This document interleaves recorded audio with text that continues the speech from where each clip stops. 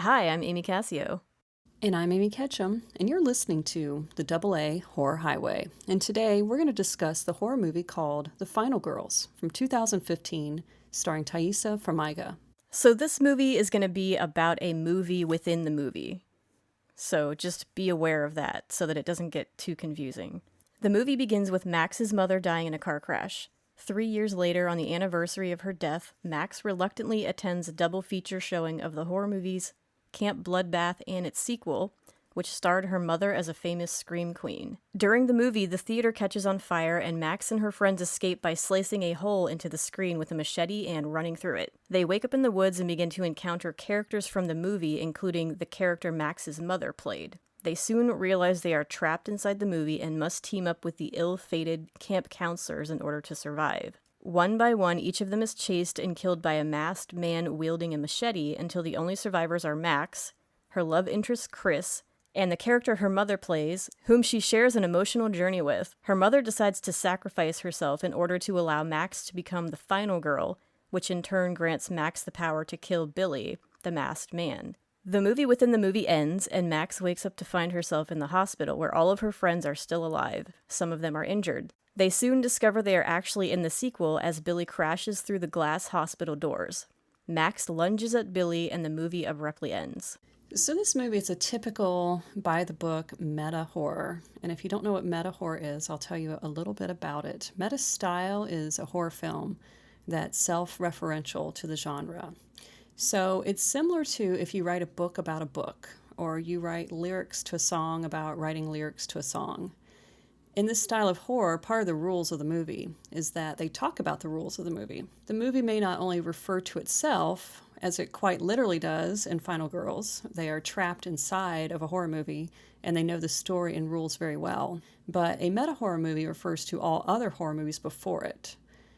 So most commonly the slasher movies, movies that pave the way, such as Texas Chainsaw Massacre or Friday the 13th. So the forefather of the subgenre is Scream.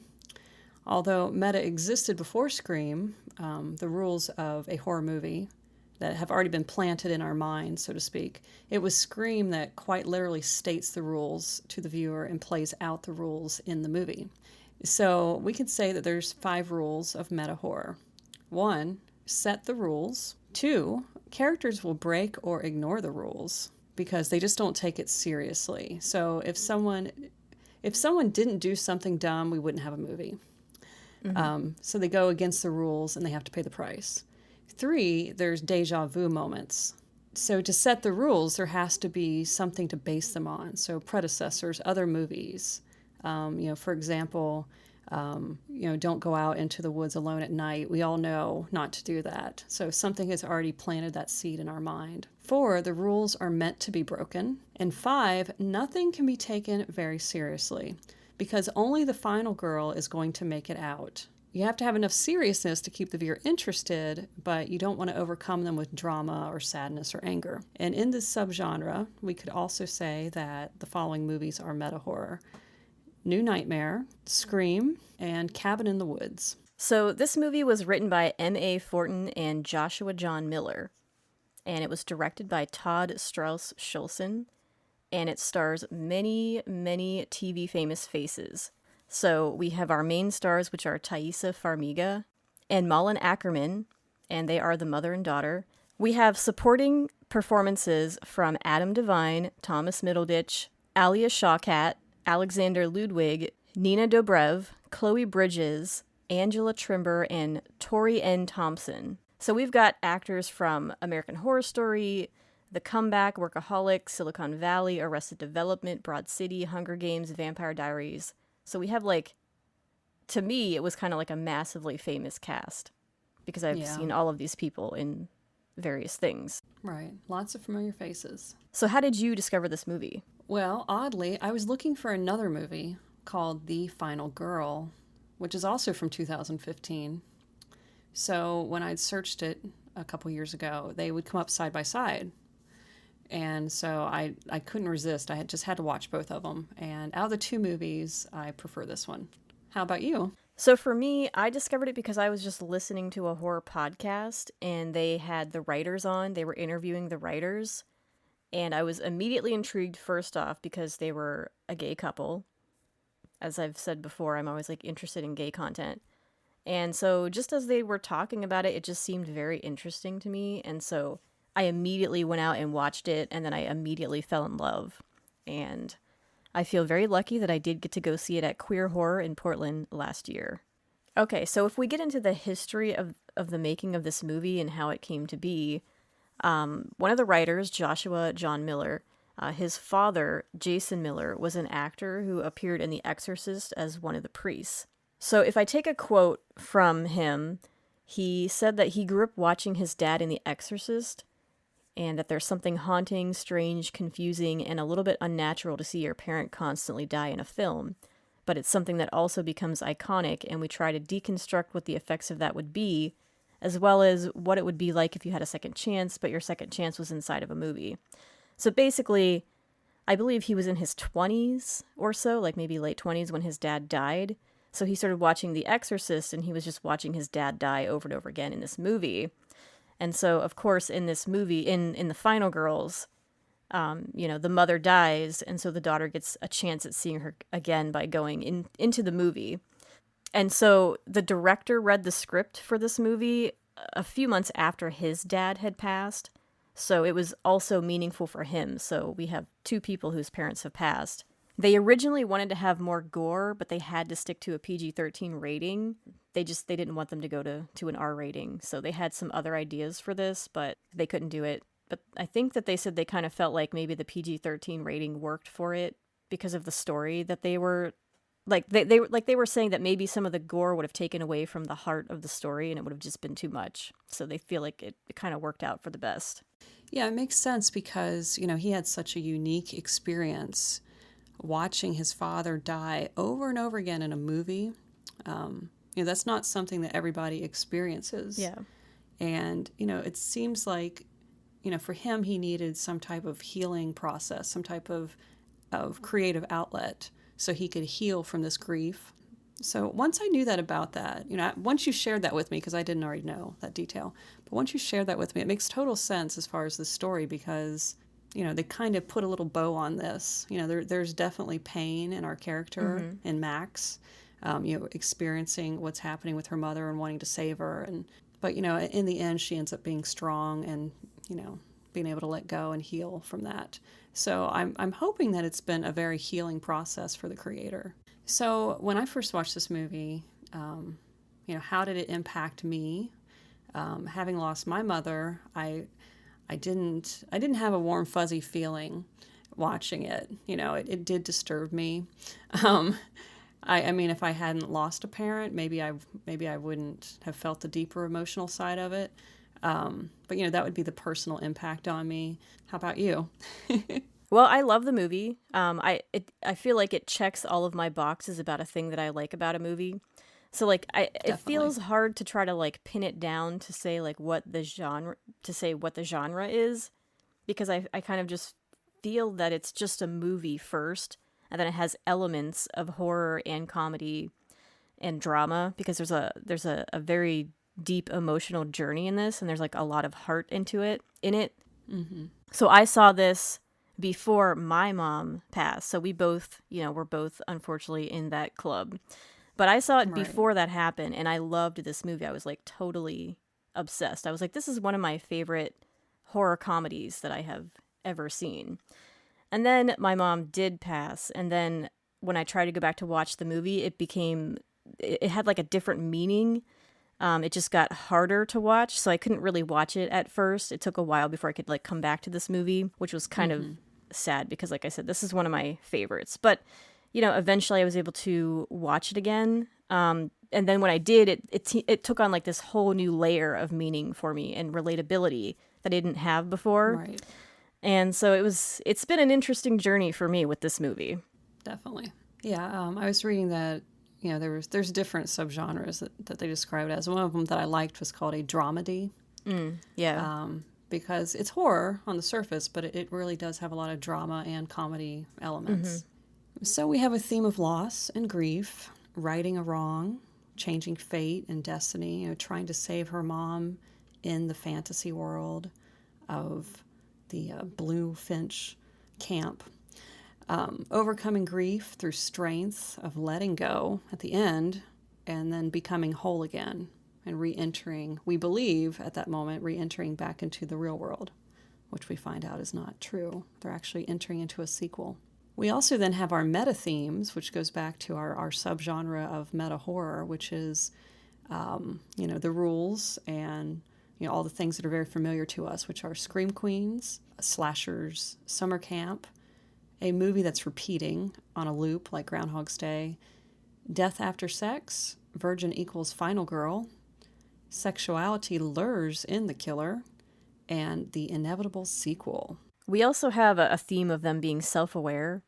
So, like, there's various points in the movie where they're commenting on the things that are happening to them as though they're in a movie, which is also an interesting thing. Right, so that's basically a meta movie being meta. It's meta within meta. So, we have when they first cross over and the van comes up asking for directions. That's when we first realize, hey, they are now in this movie.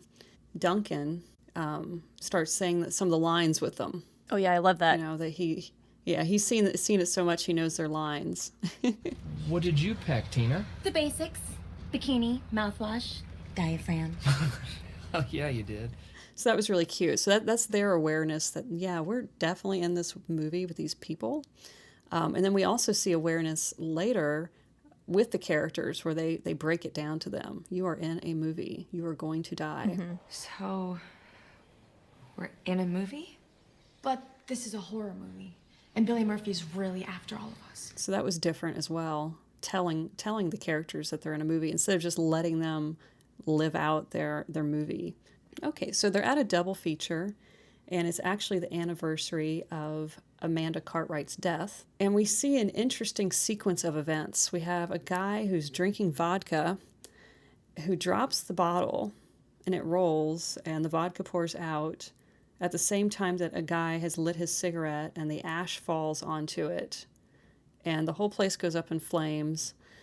And as Max turns around to run back, a guy drops a machete, which is bizarre. Mm-hmm.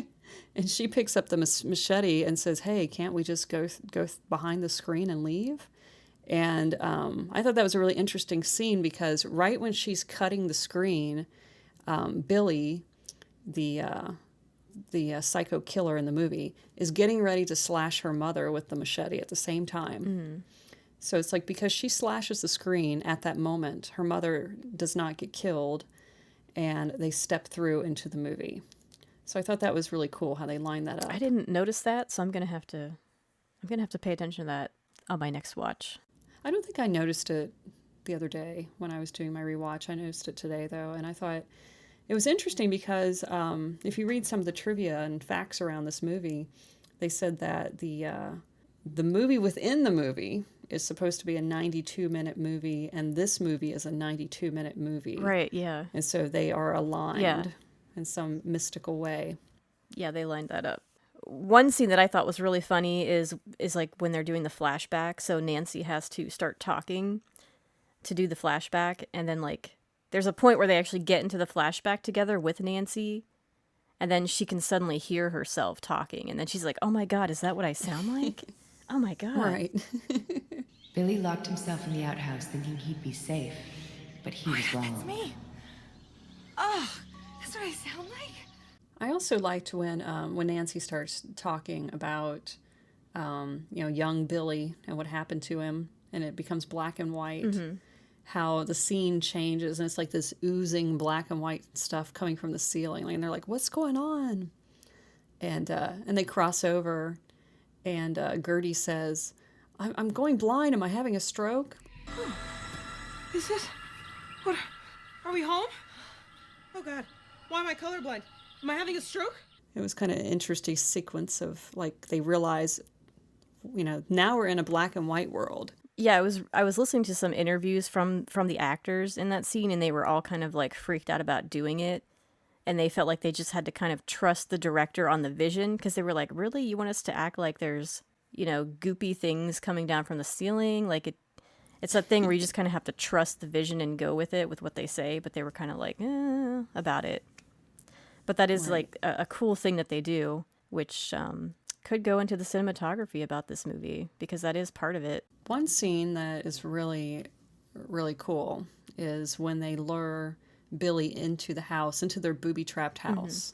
And, up until this point, we've seen some pretty cool cinematography and different, camera effects and angles and stuff.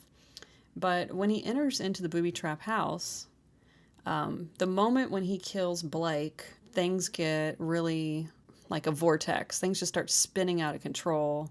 Like, we see this camera and it just goes crazy. I believe it flips upside down, or actually it's the opposite. I think it is upside down when Blake gets killed, and it flips back to normal and just zooms around and whips around and does all this crazy stuff.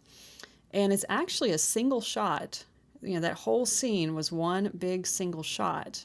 And the way they did that was with a special camera. It's called a Genuflex MK3 by General Lift.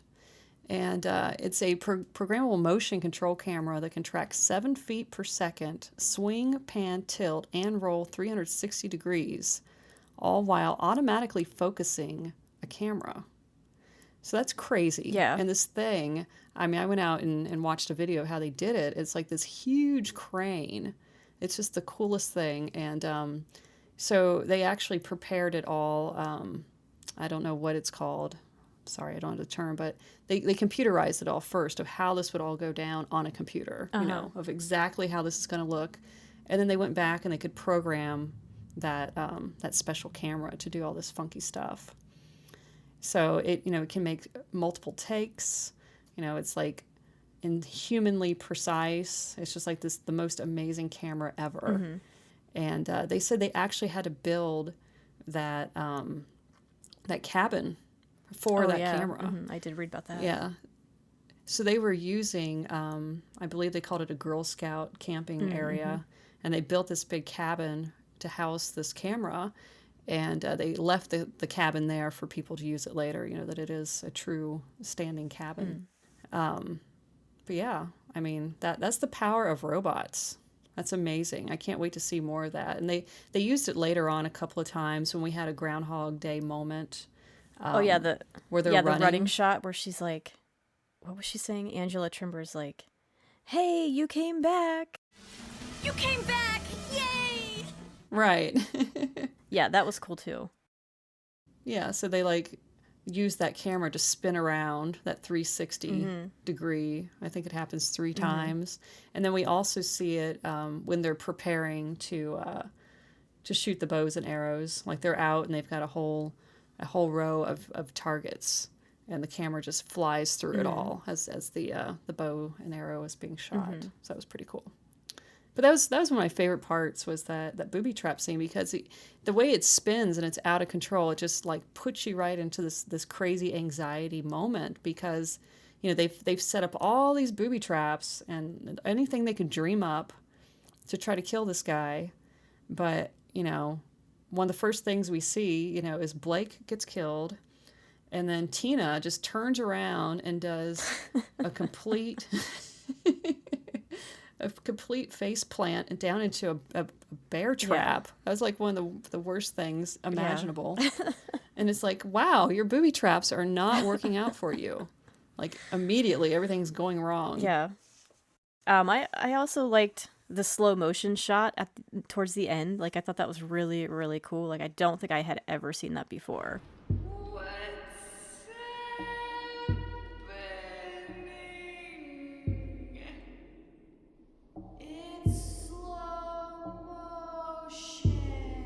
It was just amazing. Everybody starts talking in slow motion, and they're moving in slow motion, and I read that they had to do that in about 2 takes because daylight was creeping in, so they just had to go with it and do it really fast. But it's one of my favorite things. It just makes me laugh so much. And they said they had a lot of fun doing that shot too. Yeah, this looks like it'd be a really fun movie to be a part of. Yeah, they said they felt like they were actually at summer camp together, and they just seemed to all have a really great time with it in all the interviews that I've listened to. The other great scene would be the final fight scene, which we can talk about the details of that later. But if we just talk about the scene itself, the cinematography aspect, that's a really great scene, like with the lighting, and there's like the blues and the pinks in the Right. sky and like the lightning. It's just totally a great, awesome scene. I love it so much. Right. I'd read it. What they were going for is kind of like Wizard of Oz, where she opens the door and everything's in color. That's what they wanted to do, where they step into this movie and everything is bright or very different, the sky and everything. Like even when they're in the cabin, you can see the sunlight coming in at every shot. It's just very pretty and bright. And we see a lot of great outdoor stuff. So the first one I noticed that I thought was amazing is after they've told Nancy that, it's inevitable. It's Vicky, she's telling her it's inevitable. This is what's going to happen to you. You're going to die. It's part of this movie. I can do it. I can be the final girl. I'm a virgin too. I didn't sleep with Kurt, so now I guess I'll be able to save myself for George Michael after all. I wouldn't hold your breath, honey. Why? It doesn't matter. Nancy, you can't be the final girl. It's not in your DNA. Or whatever. You're the shy girl with the clipboard and the guitar. You get laid and then you die. You're just part of the body count. No offense. And she goes outside to sit under a tree. She's so upset. And that's one of the most beautiful scenes. It's just these very bright, beautiful flowers everywhere and the sun setting. And then, the next sky that we see so amazing is that final fight scene when it's just crazy angry. It's purple and gray and moody. And it's like this huge buildup of this horrible thing that's coming. That he's coming. And I also like that scene because it's just a straight shot. Like they run out of the cabin to him, and then we have the side view of just the grass and that beautiful dark terrifying sky. It was really pretty. And then she cuts off his head. Yeah. And the sun comes back up and everything's beautiful. Roll the credits. Right. So if we get into our monster, and this is just a typical, it's a typical slasher. It goes by the typical slasher rules and the tropes. So we have our villain, Billy Murphy, who is pretty much like a replica of Jason from Friday the 13th. But with a ridiculous mask. Yeah. There's no comedy surrounding this character. He is very dangerous. He's unstoppable. He only becomes vulnerable once somebody becomes the final girl, which imitates, most slasher villains. He uses the machete and the knife, which also imitates that. Right. So no one has the power to kill him except the virgin. And he appears when teens are behaving badly, such as having sex or provocative dancing. Yeah, he lures him in. He magically knows when people are getting sexual. Right. Even the music is a version of the Friday the 13th music. Right. The Jason music. What is that noise? It's Billy. He's coming. Let's get out of here then. No, stay. Stay. So to me, in these movies, not just this one, but they have sex and the killer appears. And to me, it's not about them having sex or being virgins or not. It's about them losing grasp of their surroundings. Like they're totally into each other and they're not going to see the killer. That's how I always view it. Even with the provocative dancing, the provocative dancing leads to other people having thoughts that are focused on the dancer and not paying attention to what's around them. I didn't think of it like that, but that's true. And also, since we are a movie within a movie, the way I view him is that he has a role to play. They all have a role to play out because they're playing out the movie. And, the change that happens is that Max saves Nancy from her death scene, and that changes, the whole path of this movie. So when he gets to the house and they have all their booby traps set, it's like he just basically goes through and kills. I mean, how many characters does he kill? 4 in that house? I believe it's, we've got 2 male characters and 2 female characters that are killed. And, Nancy had already escaped her death earlier. So I think that's why she wasn't killed. They were able to escape with her. My confusion, though, with the character is, which this might just be a part of all the rules and breaking the rules, is that You know, she wants to go live in the valley with Max. You know, she likes the idea of getting out of the movie. Yeah. But she also is thanking Max because she has progressed in this movie further than she's ever been before. You know, she's just been on a loop dying up in the bedroom earlier on. You don't have to be the shy girl with the clipboard and the guitar. And I could like go to college. right. And drive a convertible. Totally. And go shopping at the mall. Actually, people don't really shop at malls anymore. They shop online. What's online?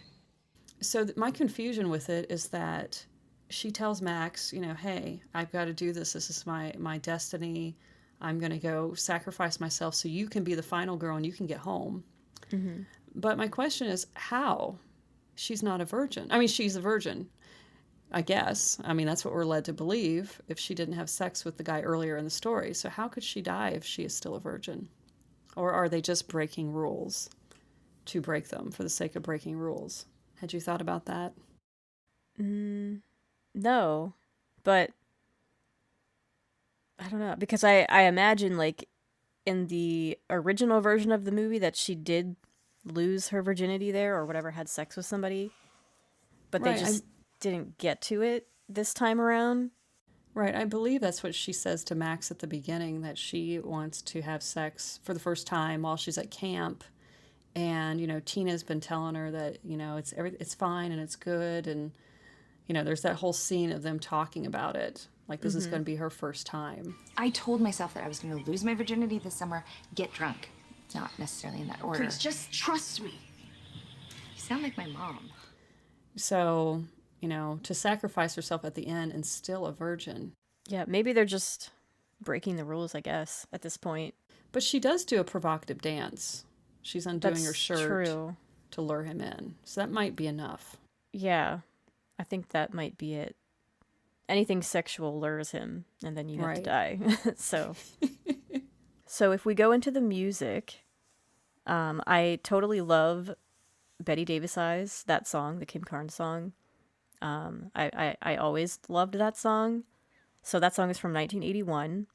And, you know, so I read an interesting tidbit about that song because I was like, well, why are they talking about her eyes? So then I just started to like research it just a little bit. And then there was this article that may or may not be accurate that was just like, those Betty Davis eyes could have been related to a medical condition known as Graves' disease, which is a serious thyroid and immunological disorder, and it causes an inflammatory response in the muscles around the eyes, which makes them swell. And so people were saying, looking at her, at Betty Davis and her eyes, that maybe she had this, but maybe she didn't. It was a interesting, weird little thing I read. I don't know. She just looks like she has regular eyes to me when I look at her. Sorry. I do love it. It's kind of like it's like Max and her mom's theme song, it sort of seems like. And it just has like this whole emotional impact for me. It's their song, and it has like a deeper meaning for them. So I also love this song. When it was new, I did not like the song at all. I actually didn't like it till just a few years ago. But I do love the song. And to me, as far as the song's concerned, I think, you know, Betty Davis Eyes is, you know, something that's sought after in a way, is what they're meaning by the lyrics, that, you know, not everybody has those eyes. And they'll make you do anything for her or whatever, you know, they'll make you want her. Yeah. And actually, there is a cover of that song by Gwyneth Paltrow. Really? Which is very good. Yes. It's very good. If I you don't can know that I imagine. knew that she sings. She did a movie where she sang in the movie, and then on the soundtrack there were some songs by her. So I actually used to play that a lot on my radio show because I thought it was a very good cover song. Maybe I did hear it. I don't know how many songs. I mean, I've never seen the movie or have the soundtrack, but I know there were 2 or 3 hits off of it, I believe. Anyhow. Yeah, I'm not a fan. I'm listening to it right now, and I'm just like, I like the other woman's voice. Yeah. Because Gwyneth Paltrow's all like smooth and sweet, but I like that right. smoker's voice, that grittiness. Yeah, that rocker voice. It's one of those very unique 80s songs. You know, there's nothing quite like it.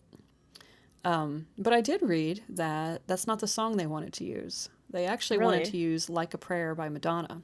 Really? And, oh my God. you know, you can license a lot of music. You don't have to get permission if it's listed, you know, with the licensing company. And that one they couldn't get their hands on, so they actually wrote Madonna a letter. And she told them they could use any song they wanted except for that song that she does not license, Like a Prayer. So I thought that was interesting as well, that she must have a very strong connection to that song to not let anybody use it. That would have been a whole different movie for me if that song was in it.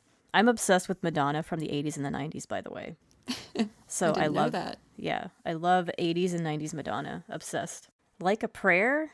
Yeah, if they played Like a Prayer and then During it a turns car crash? into the car crash and she dies, yeah, that would be a little different.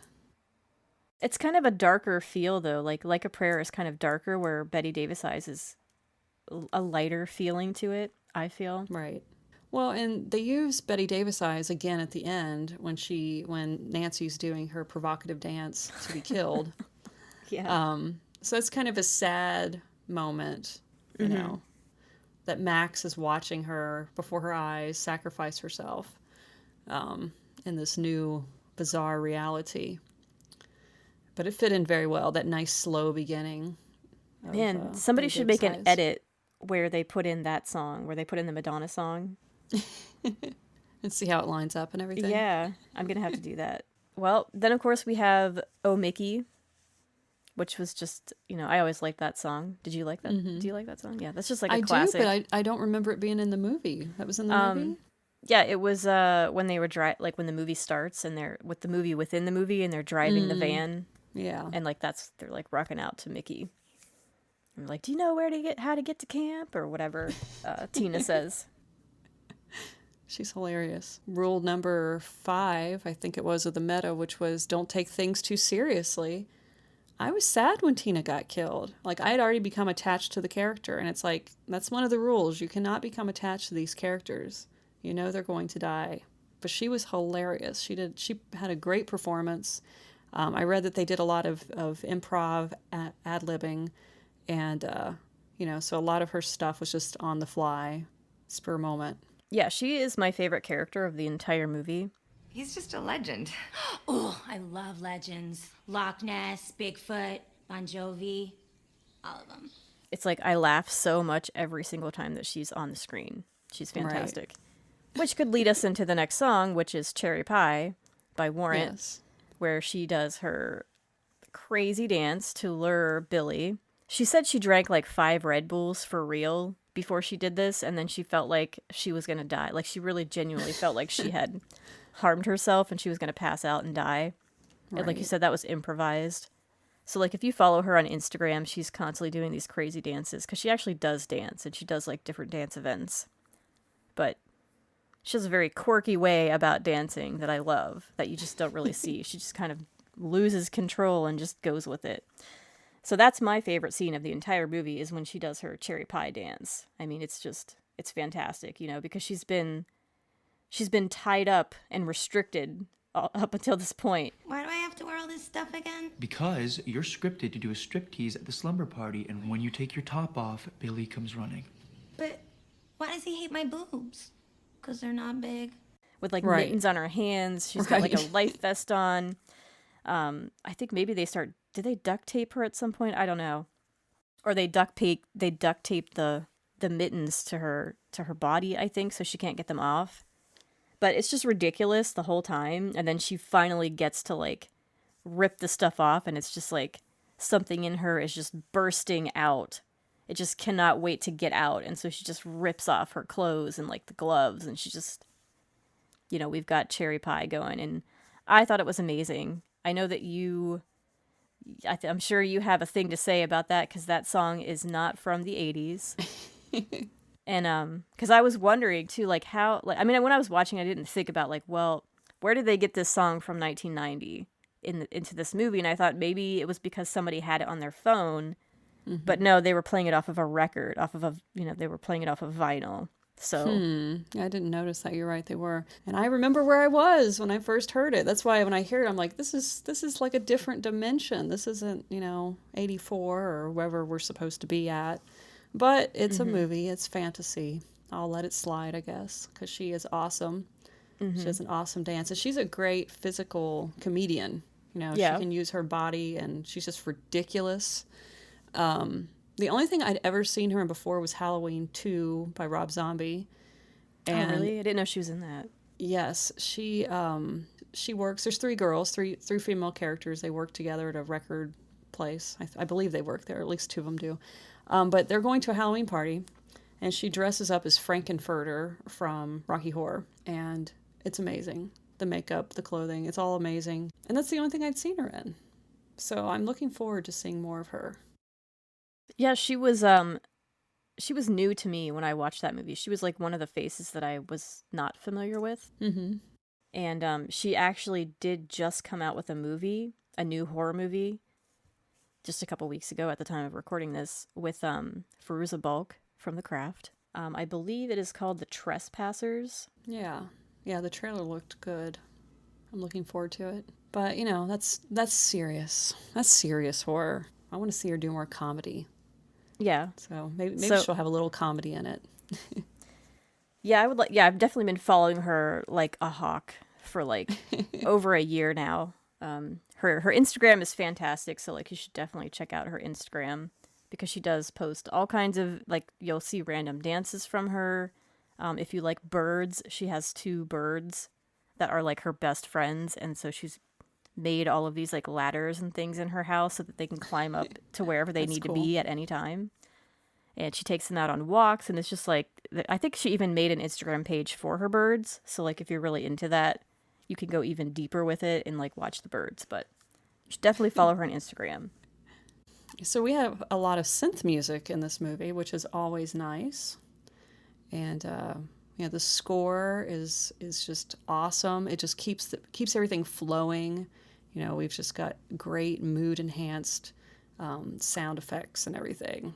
I was really impressed by the overall score and the use of all the synth stuff. Like they pull in pieces of Friday the 13th theme song, and then they use like synth that's kind of, you know, reminiscent of early 80s synth, and I thought it was pretty special.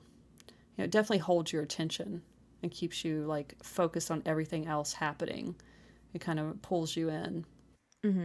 I guess for me, it didn't really stand out to me because I was so focused on I think the character. Like I'm very engrossed in the movie when I'm watching it, and so I'll have to go back and like listen to that stuff. I mean, I've definitely paid attention to the like the pop songs in it, and those always stand out to me. But yeah, I'll have to listen for the synth music the next time I watch, which is odd for me because I love synth music. Yeah, it's like very energetic, you know, from scene to scene. And, you know, that might be why you weren't really in tune with it, is that the scenes move so quickly. It's like there's, you know, such amazing cinematography and there's so many things happening. It's like it all just flows so well. So what did you think about the ending? I love the ending, but I always feel like it's a little bit weird that Max is kind of watching her mother stripping in order to save her. Right. It's a little bit weird, but somehow they also like make it work so that it's not that weird. But it's kind of like that's the rule of the movie is like she has to strip in order to bring the killer to her. So it's Right. interesting. In the movie, it's not like Max is her daughter. So Right. they're not actually related in the movie. So as Nancy is like stripping and like it's just I don't know, it's kind of weird, but it works. But if we move away, I mean, do you have any thoughts on that part? We can move away to the Well- actual serious stuff. My thoughts are just not just the ending, but the fact that the whole movie, I mean, we know where Max is coming from. This is her mother, you know, but her mother, who's now Nancy, doesn't know that. Yeah. So it's like the whole time, it's like Max is way too emotionally involved with caring about Nancy. So it actually comes across as very lesbianic, right? If you were Nancy. Look, I'm just trying to save you. Why? Why are you trying to save me? Well, because you're my first friend here. Like, why? Why is she infatuated with me? Why is she so concerned? What is going on with this person? But the character Nancy never questions it. at all. Yeah, she'll like maybe turn her head a little bit and give her these eyes, these questioning eyes, like, you're so interested in me. But she doesn't really, she doesn't really Right. press the issue. She just goes with it. Right. So I think that just goes back to the fact that we are in a movie. So it's like Nancy can only see things from a certain perspective. She's not in a position to question why, per se, or dig deeper. Like, this girl's kind of freaking me out. Yeah, she doesn't have that much depth at this point. Right. She's So it's just like a- her character is just a very, it's like there's a layer over top of Amanda Cartwright, who's now Nancy, and you can't go deep with her. So Nancy is a character, no matter how you look at it. They do clue her in on the fact that they're in a movie. Yeah. But she is still a character in this movie. So it's like she cannot have the regular emotions that we have, or, like she's not trying to get out of the movie. She doesn't have those goals. So once she moves forward and she has, lived for an extra half hour or whatever in her movie, and she's starting to experience things that she's never experienced before, it's like she is at a truly thankful place to sacrifice herself. Like, hey, you've done so much for me. I'm way further in this movie than I've ever been. Yeah. I wanted to save you. Oh, Max. You did. You did, Max. Just by letting me be here with you. I've never felt more real or more alive ever before. Yeah, so I think, that's a part of the sexy dance is that, she's just a character, and she doesn't have her own ideas or her own mindset. She can't stop what's happening. Yeah, not to And- mention that's when they throw Betty Davis over it, where that's like the Right. mom and daughter song, but go on. Well, now that you add that, yeah, I mean, it does make it pretty weird. That But Max it's is okay, it watching works. Her strip. Unbuttoning the shirt, looking at her not daughter. One of the things I love about Thaisa Farmiga is that she has this ability to cry on cue, like she's very believable and emotional. We learned that in American Horror Story. She's very good at that. So that scene, for me, it was like just so emotional that Yeah. Max is watching her mother. These are the last few moments that she's ever going to see her mother in Yeah. this living, breathing type of way, that I was able to, forget about her mother stripping. Yeah, me too. I mean, it's very emotional and Right. deep, and it's sad, Right. But I really did want her to tell her that she was her daughter. Like, there were 2 opportunities, and she didn't take them. She did eventually say, you have a daughter, Yeah. but she doesn't say it's herself. She does scream out that she loves her at one point. And Does then she?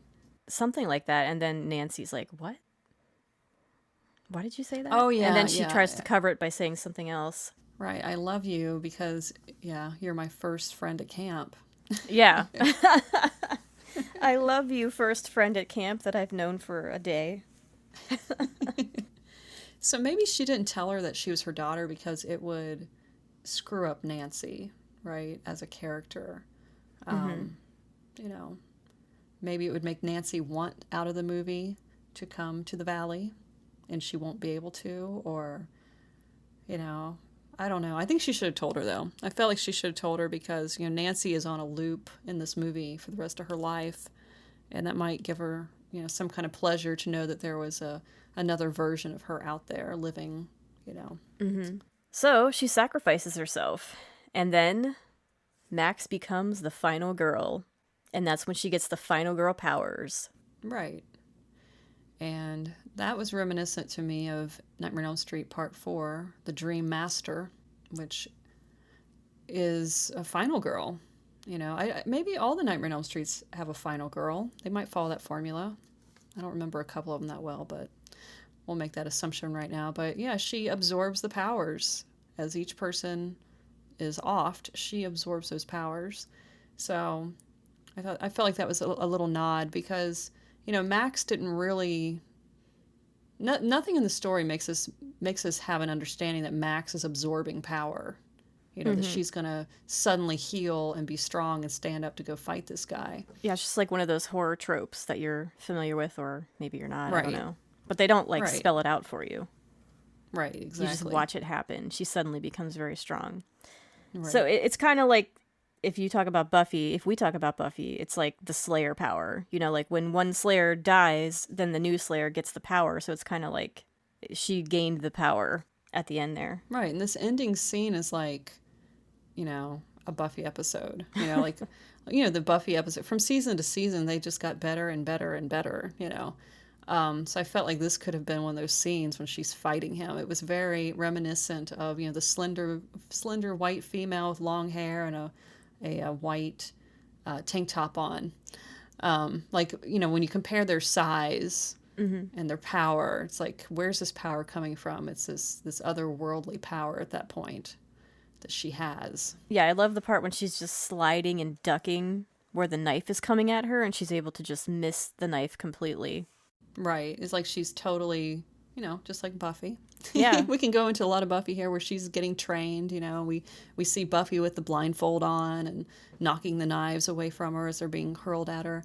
Yeah, it's like it's this complete understanding instantly that she has this power and she knows exactly where to move and what to do and how to use it. Mm-hmm. So it was a great fight scene, a great ending, redeeming kind of scene. Yeah, I love it. It's fantastic. And then his head pops off, and the sun comes out, and the credits roll over the tree line, and they're yellow. And we're back in the 80s,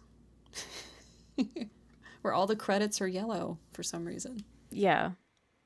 And we've got the love interest who comes over to her, and they're just watching the credits roll, and they wake up in the hospital, and everybody is still alive. But we're actually, in the sequel.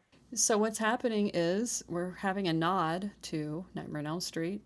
We're in the hospital, and it's bright white, which is what they do at the end of the first Nightmare on Elm Street when she steps outside to go to school and can't believe it. She can't believe that it's so beautiful and that all her friends are alive.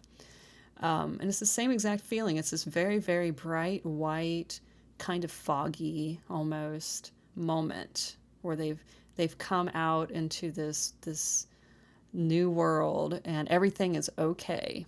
And they pull back the curtain between the two beds and she sees her friends sitting there.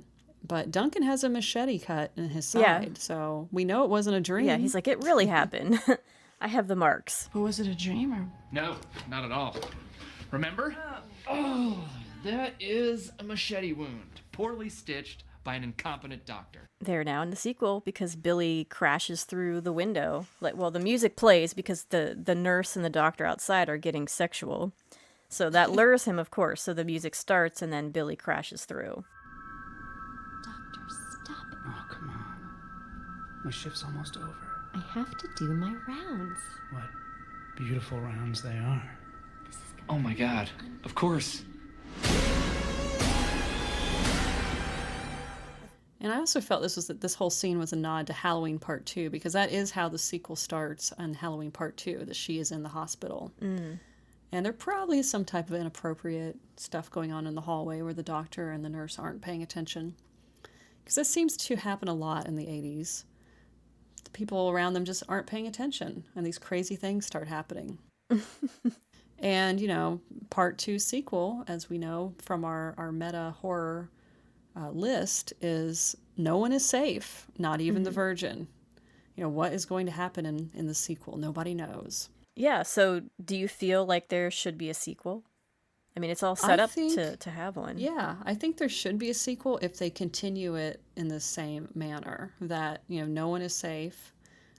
Maybe Max doesn't live in the sequel. Yeah, I would totally be open to a sequel. Maybe they even continue with a sequel of the movie that they were in, since it had a sequel. Yeah, that's what I believe it's going to be. It's yeah, Cruel Summer. I think that's what the sequel is supposed to be called. Right, yeah, that's right. Cruel Summer. But I was reading from the writers because they've discussed whether or not they would have a sequel, and they said they did. They definitely discussed it very much in depth, and that we would find out who Max's father is.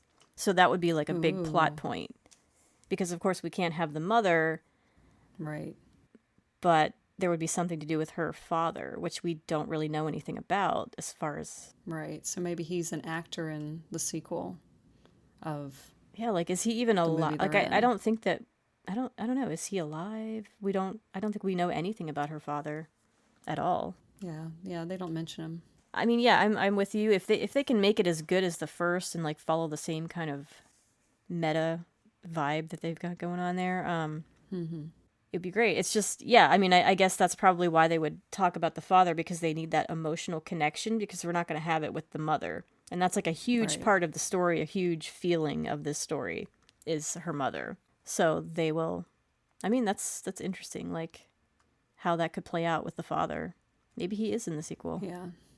Yeah. I mean, if you look at this from, that perspective of Joshua John Miller dealing with his father's death, like this, to me, this movie achieved what he was trying to do, from a healing perspective. So it doesn't seem like there needs to be a sequel if it was for his own personal healing. But, maybe the father was a character in Camp Bloodbath Part 2. Yeah. Maybe they can dig him up somehow. But, there was no mention of the father in this movie. I mean, we didn't really have much in her real life, with her mother at the beginning. And, and then we flash forward 3 years, and then we're thrown into this double feature movie. So there really wasn't a lot of her personal life besides just a scene in her bedroom. So they could really, make him into anything. Yeah, he could have maybe left when she was little, or maybe he died. Who knows? Oh, what about favorite kills? Maybe we should go to favorite kills. Favorite kills. Tina's face in the bear trap. That was my favorite kill because it was so horrible and senseless. Yeah, that was one of my favorite kills also. It's just like a total accident. She falls face first into a bear trap. I also liked when Kurt was flung from the car and his legs are cracking and twisting out of place. That was great. And it wasn't a kill, but I did like when the machete flew into Duncan's side, because that kind of took me off guard at that moment. Right. Yeah, that goes back to breaking the rules. Because for him, he's saying he knows the rules. This guy can't kill me. He's not going to kill us. Surprise. It's okay. It's okay. He won't hurt us. He would have killed me by now. Okay? I think it's because we're not actually part of the movie. He doesn't really know what to do with us. Isn't that right, Billy boy? Man, you are big and scary. Do you have any other favorite kills, or that's it? Nope, that was it. I just loved how horrible I felt.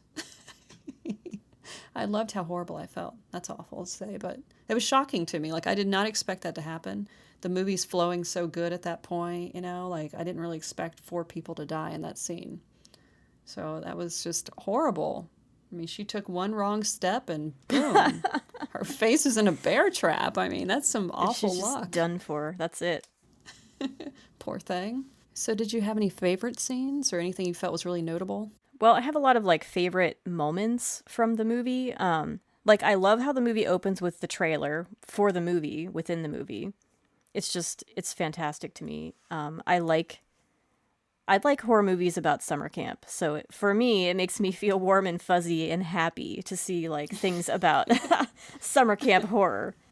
Maybe because like as a kid, I don't know, I grew up watching Friday the 13th on TV because I had a TV in my room. For some reason, I was allowed to have a TV and cable, but that was always on, like USA. So I love the trailer. I love how the guy is like, they won't be singing Kumbaya, they'll be screaming Kumbaya no. They won't be singing Kumbaya. They'll be screaming Kumbaya no. Oh, I do love the scene where Chris is saying, I like it when Chris is like, we should dump our M&Ms into the popcorn. Hey, do you want anything? I'm gonna go get a popcorn, and then we can like dump M&Ms into it. That way every handful's like kind of suspenseful. I just want to have like a gif of the image of like when they're actually sitting down to watch the movie. Chris is like smiling and dumping the M&Ms into the popcorn. I mean, that's not something that I do. Like, do you do that? Like, I don't ever do that. I've never dumped them in, but I have been known to eat not M&Ms but chocolate chips, like a handful of popcorn, a handful of chocolate chips. I haven't done that for a long time, but it is a good combo, the sweet and salty. It is. I just feel like you're gonna lose it if you try to dump it in that. Like you're gonna lose the M&Ms. Right. And then they're gonna melt all over your hand because it is definitely a lie. They do melt in your hand. I don't care what people say about M&Ms. But yeah, maybe it's like a childhood thing, you know. Like that was his kid side. Mm-hmm. I don't know. I wouldn't do that myself, especially in a movie theater because you can't see what you're grabbing and then your hands are dirty and, you know, I don't know. It's kind of gross actually. Yeah. The slimy butter and the sticky salt, and now you've got this chocolate all over your hand. You've got those little nasty napkins that they give you at the movie theater. It's like the worst napkins ever. All right. Well, not a fan. If you want my real thoughts. Yeah. So what about you? Do you have any favorite or notable scenes that you want to mention? I liked when they're at the Frosty Top. I like root beer, and there's a few root beers I really like. One of them is Frosty Top root beer. So that was exciting. But when they're at the Frosty Top, Duncan gets all emotional when he's talking about how he wanted a little sister. I thought that was a really fun little moment. I like the kickoff of the fantasy where the guy, you know, as I mentioned earlier, he's drinking the vodka and they show that whole chain of events that leads to this big fire and her grabbing the machete and, you know, cutting the screen right at the time that her mother would have been cut in the movie. I liked Tina's ad-lib about the fly after she took Adderall. So in this movie, Tina gets a bottle of Adderall that is Vicky's, and we're led to believe she's taken a bunch of it. And she has the mittens on, or the oven mitts on already, I believe. Don't they? I think they already have her already all strapped down. Yeah. And she's like really high on Adderall, and Adderall makes you like really, really focused. And this fly flies by, and she's like super focused on that fly. I thought that was the funniest thing. And I actually read that was a complete ad-lib scene, that the fly really did fly by. It was not computer animated. Yeah, that she just went with it. Tina, are you? Oh, I'm great. I'm amazing. She ate your Adderall? Tina? Hey, eyes here. Yes.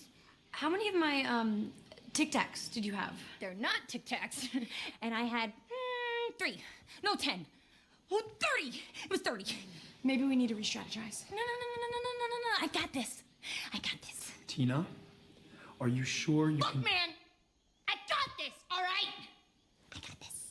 I so got this. She'll be fine.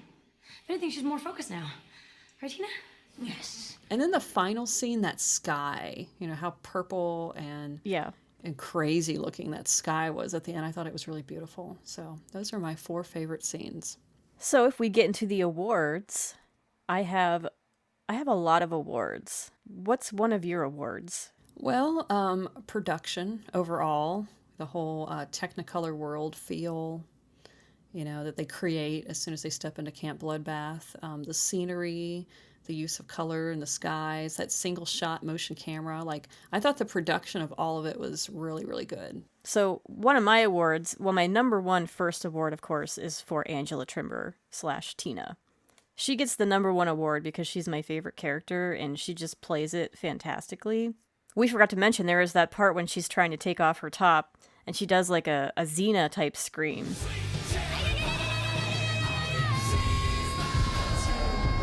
And she also looks a little bit scared when she's taking off her top because she knows that she's about to die. So she just, I don't know, she's just doing it so well. There's so many emotions happening in that scene for her. Right. Everything, every scene with her. Like there's a part where she's like grinding on Chris while she's blasting music from her Walkman. There's the scene where she is trying to shove the cassette into the boombox, but it's really just a phone, like a smartphone with a cassette case. And she's like, at one point, she's with that, she has the smartphone, and she's like, and they're trying to explain to her that it's a phone, and she's like, yeah, right, this is not a phone. And then she starts pretending to use it, and she's like, I can't make a call because my phone is not plugged into anything. And she starts, like, laughing. No sex. How could anyone think about sex when I have this rad gadget? What is this thing anyway? It's a phone. Yeah, please, I'm not that gullible. Hello, operator. Yes, I'm trying to make a call, but I can't because my phone's not plugged in anything. But there's just like so much with her, like so many lines. I think we've gone over most of her scenes at this point, but she's my number one award. Yeah, my award for her I put down as best sexy comedy dance scenes.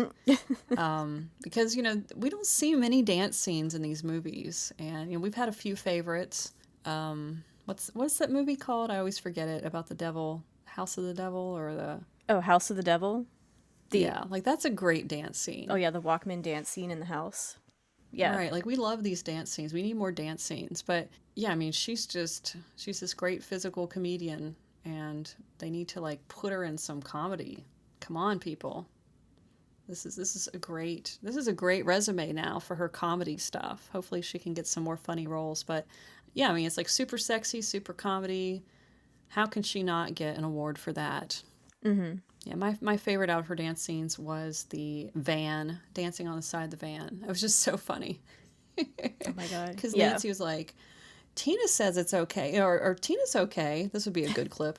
Whatever she says, you know, Tina's all right. She's doing fine. Mm-hmm. And then they show her and she's like doing this super provocative dance. Max, sex isn't anything to be afraid of.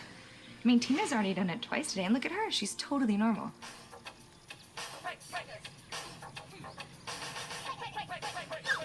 She says the best feeling in the world is getting stoned and doing it on a waterbed. And you know what it reminds me of is one of my favorites, John Waters. When we go back to the movie Polyester and the sister. Remember the sister? She does all these dances. She's got the For really a quarter, high... I will. Right. She's got the really high pants, you know, the black leather and the red heels, and she's just hilarious.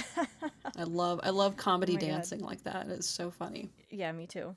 All right, do you have another award? Yeah, and I only have one more award, and that is for Best Real Tears. When they first get into the van and they're introducing themselves, that's when Max first sees her mother in the back of the van, and she instantly tears up, and it just felt so real, because it's like this whoa moment, like she's just totally stopped in her tracks, like she has seen a ghost, which she has, and it sets the tone for the rest of the movie.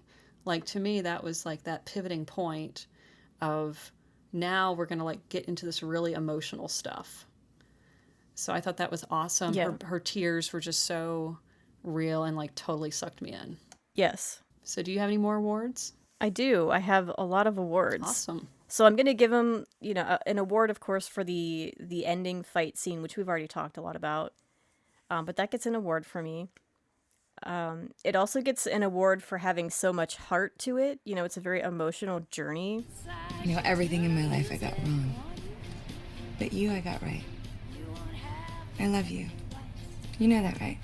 And like I've said before, there's just so much going on in this movie with like the horror elements, the comedy, and then like the emotional aspect of it. So they get an award for that. I give an award to Paula. Did I miss the kumbaya circle? Paula, you're just in time to start setting up for the slumber party. Even though you barely see her character, but like she leaves such an impression when she comes out, like in that, you know, all black outfit in her car and that hair that she's got. And, you know, she's supposed to be the final girl. And, you know, she just gets an award for being, like, so cool looking. But, you know, I really wish that she would have been in the movie more, but, you know, sadly she is not. Right. So she is we didn't really talk about her. So she is our first final girl. She's supposed to be the final girl. This smoking hot girl called Paula, she arrives in the next reel. She's the final girl. Oh, yeah. She is the only one in this movie who doesn't die. All we gotta do is stick with her, and we're gonna have the best seats in the house. Trust me, this last battle will blow your minds. And then she gets killed, which, like, throws everything off track. Yeah, once they explain to her that they're in a movie within a movie situation, she freaks out and she, like, speeds off in her car and leaves, and then horrible things happen. And I've always wanted a car like that. Oh, FYI, yeah. those muscle cars, Firebirds, Me too. Thunderbirds. I want a muscle car really badly. One day. Dreams. Yeah, one day. Please send me a muscle car, somebody. Right. I also give them an award for that slow motion scene, which we talked about, because I feel like I had never seen that done before. You don't really see people acting in slow motion. And so that was just really funny to me. I also give it an award for the mom strip scene, because they somehow took a mom stripping in front of her daughter, and it's very weird, but they somehow made it work and feel like it's not weird, and that it's just part of the emotional journey between the two of them. So they get an award for making that work without it being too weird. Yeah. I also give it an award for comedy because it makes me laugh. Like, just about every scene makes me laugh. And I have one award left, which is, Dun, dun, dun, dun. drum roll, the best use of tampons in a movie, which was to make flaming arrows by dipping them into alcohol and lighting them on fire. And those are my many, many, many awards for this movie. And we had a couple of fun moments, like with that one, Alexander Ludwig, he's from the Hunger Games, where he shot lots of arrows. So that's kind of tied back in. And Nina Dobrev, they show her carving a steak at some point, which, we know she was in the Vampire Diaries. Yeah, so that was a little shout out to that. Yeah, so that was fun. So, as far as fun facts and trivia, since we're getting into that, did you find out anything interesting? Yeah, I'm going to try to say her name in the Swedish form. Uh-oh. Malin Åkerman. Maybe? She's a Swedish actress and model, but Åkerman. she was raised Buddhist. I found that very interesting. And she's also dyslexic and has trouble reading scripts, so she prefers to improvise. I thought that was a cool, fun fact. And she's also my age, so she's instantly cool. Yeah, she's awesome. Part of my notes here just wrote down that she's a sweet baby angel because she just looks that way in this movie. She does. Well, and it's the Nancy thing too. Like earlier on when she's Amanda, she's not sweet baby angel, In fact, as I was rewatching it today, I thought, there's kind of an edge to Amanda where, maybe she's kind of self-centered and, like as far as their relationship, maybe the daughter's more like the mother, taking care of the mother because we see the daughter like worried about paying bills and stuff. So I wish they would have gone into her character a little bit more before the crash of, what the dynamics were like, because she definitely is like sweet baby angel once she becomes Nancy. Mm-hmm. And I don't think she was as Amanda. I think she was really focused on her career and maybe not in a good way. Mm-hmm. So I would like to have seen that. So another thing I found out is that the minivan is taken from the van that they use in Friday the 13th Part 3. Oh, which I don't think you've seen, but it's the same van. Different color. But I actually started Part 3 last night. Oh, really? Yeah. But I didn't finish it They're yet. all on Amazon, so get it in while you can.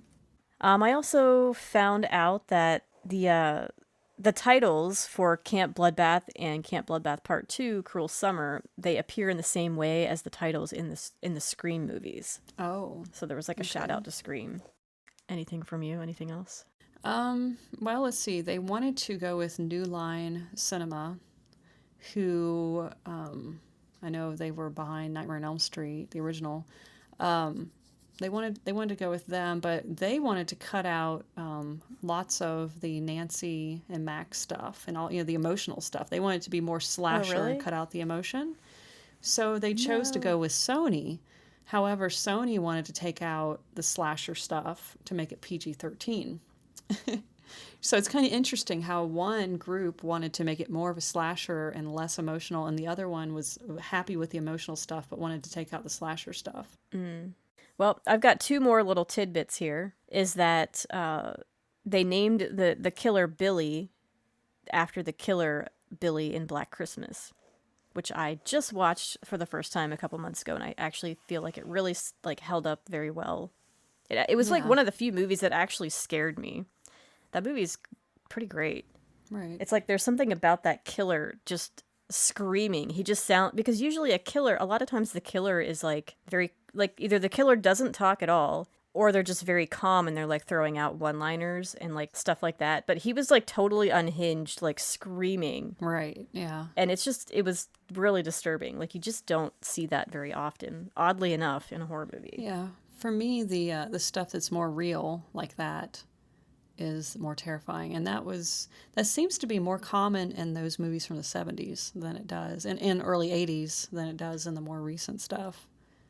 But it's like Poltergeist is a great example. There's lots of realness happening, which just makes it, well, realness along with the Poltergeist, but which is kind of silly. But yeah, I mean, just that type of movie where everything that is happening, it's more relatable, it's more real. I mean, that's definitely not in this movie. This movie is totally comedy and fantasy. Mm-hmm.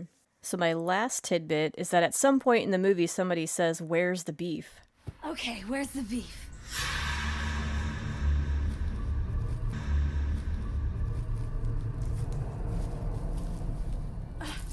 Come on, man. I said, where's the...